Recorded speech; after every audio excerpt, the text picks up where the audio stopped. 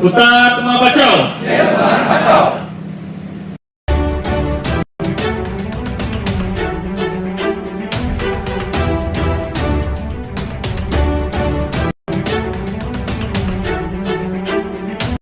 आज 27 दिवस होऊन सुद्धा इथं तुम्ही मोठ्या संख्येने उपस्थित आहात, त्याबद्दल मी मनापासून तुम्हाला धन्यवाद देतो।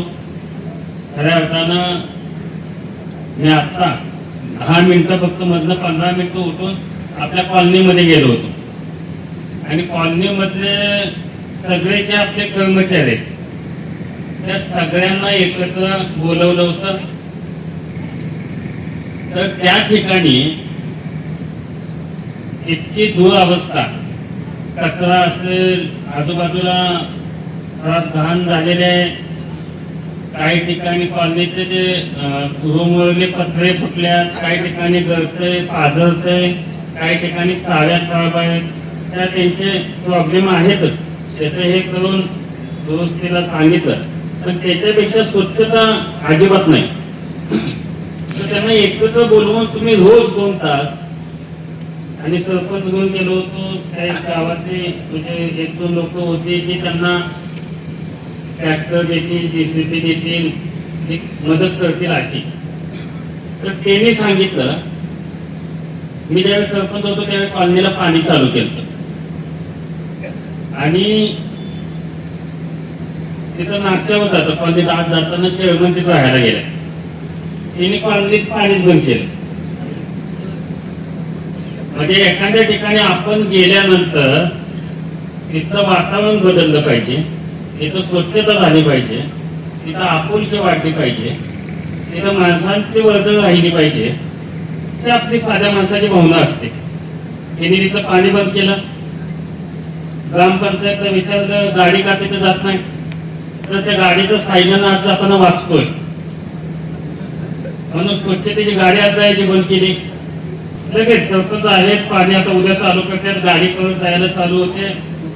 म्हणजे माणसांना भले मदत व्हावी दे, पण त्रास द्यायची बारीक सारीक गोष्टी कोण घालायची कसली सवय लागल्या बघा। उद्योगच दुसरा कुठला नाही। म्हणजे एका ठिकाणी बसून आणि आपल्याच माणसाला माझे आप्पा बोलले, जो दमवतोय, हिंची कागद जुनी काढतोय, भानगडी काढतोय, म्हटलं की हे पैसे बाबत तू तेवढं गबस, हे जो दम देतोय त्याला घ्यायचं।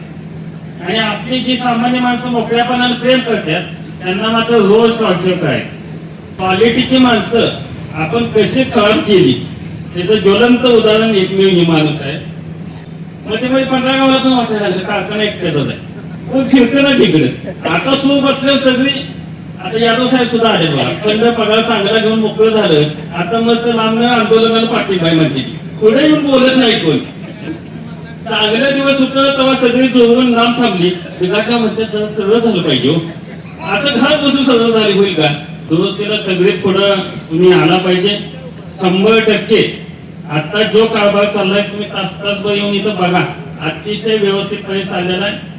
सगळ्यांनी तिने पद नाही सोडायचं ठरवलं तरी संचालकांनी, सभासदांनी, सगळ्यांनी त्यांना चेअरमन मानायचं मागच बंद केलं, त्यांच्या सह्याचे अधिकार काढून घेतले। कारखान्याचं कामकाज अतिशय व्यवस्थितपणे चालू आहे, त्यामुळे इथं काय थांबलंय असं अजिबात नाही। तिथं जे आज तुम्ही इतक्या मोठ्या संख्येने उपस्थित राहिलाय, असं रोजच्या रोज उपस्थित राहणं आणि कारखाना आपण सगळे चालवायला लागलोय हे आता गृहीत धरणं। हुतात्मा संकुल 20 वर्ष एक हातोटी तुम्ही अडचणीत आणलं किंवा पूर्णपणे त्यातनं पैसे काढून दिले, बाहेर वैयक्तिक प्रॉपर्टी केली आणि हुतात्मा संकुल एवढं चांगल्या विचारातून जुन्या लोकांनी एकत्र येऊन उभा केलं आणि त्या अडचणीत आणायचं किंवा सगळं चुकीचं त्या ठिकाणी करायचं पाप तुम्ही केलंय। तर ते आता 20 वर्ष, पुढले 20 वर्ष सगळे सभासद, संचालक एकत्र येऊन हे हुतात्मा संकुल आपलं म्हणून चालवतील आणि पहिले दिवस आणतील। त्यामुळे सगळ्यातनं तुम्ही थांबायचंय। आता मला ह्याच्यातनं जरा थांबतो, त्याच्यात जरा बघतो, इकडे तिकडे बघतो, अजिबात नाही।